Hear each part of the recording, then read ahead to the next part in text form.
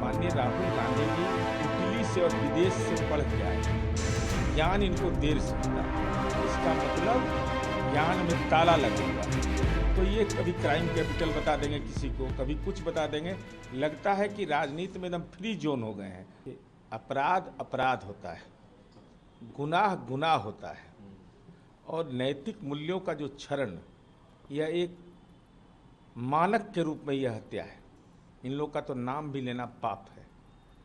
समाज के अंदर जो विकृति आई है और उस विकृति का शिकार, तो ऐसे लोगों को न्यायिक दंड ही नहीं केवल बल्कि सामाजिक दंड भी मिलना चाहिए।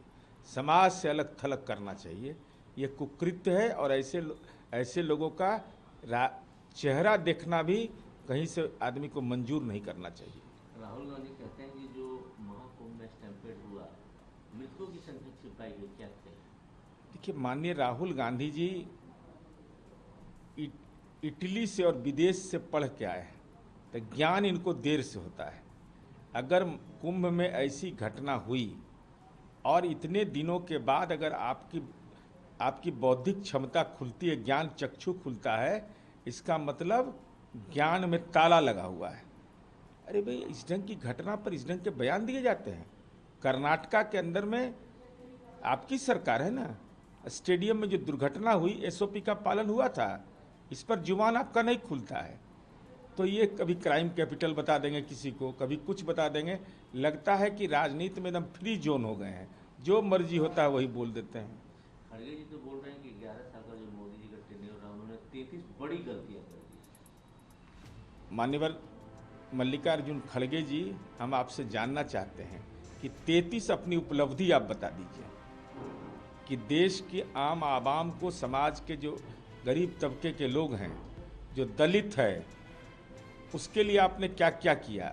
अरे उदाहरण तो नीतीश कुमार जी हैं इस बिहार के अंदर में, कि दलित समुदाय का व्यक्ति झंडा फहराता है और चीफ मिनिस्टर, डीजीपी और चीफ सेक्रेटरी उसको सैल्यूट करते हैं।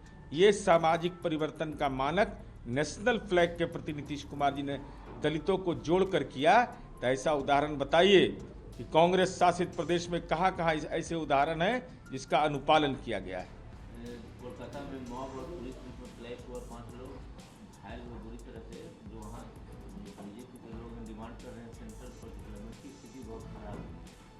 देखिए, बंगाल एक विशेष परिस्थिति से गुजर रहा है। जहाँ तक मुझे स्मरण है, भाई, देश के सेना के शौर्य और पराक्रम को सब लोग सलाम करते हैं। ऑपरेशन सिंदूर पर सर्वदलीय सहमति है। अब विधानसभा के अंदर ऐसे प्रस्ताव आते हैं और इस आतंकवाद जैसे सवाल पर कभी मीन मेख निकालने की हम लोग की परंपरा नहीं रही है। तो ऐसी स्थिति में पश्चिम बंगाल के माननीय मुख्यमंत्री ममता बनर्जी जी, उनके घर के अभिषेक बनर्जी सर्वदलीय प्रतिनिधिमंडल में भी जाते हैं, और वहाँ जो हिंसा की स्थिति होती है और जिस ढंग से राजनीति के मुद्दे तय होने लगते हैं, अगर आपराधिक घटना हो, हिंसा की घटना हो, तो राज सत्ता को निर्मम होना चाहिए। लेकिन वहाँ जिस तरीके की परिस्थिति है, उसमें तो निश्चित रूप से भारतीय जनता पार्टी वहाँ स्थानीय स्तर पर मूल्यांकन करेगी। वह कानून को, व्यवस्था को नियंत्रित करना राज्य सरकार का विहित दायित्व है। प्रभातखबर.com, विश्वास वही, रफ्तार नहीं।